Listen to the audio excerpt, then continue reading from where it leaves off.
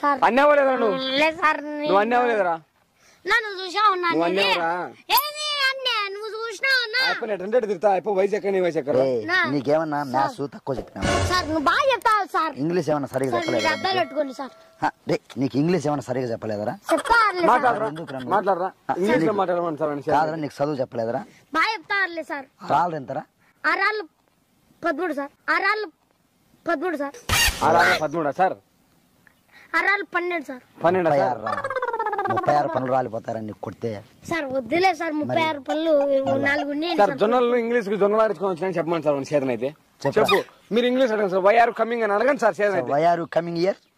You not లౌడా కాదు sir. మళ్ళీ చెప్తాను సార్. ఏంది సార్ కమింగ్ ఉన్నాయి సార్.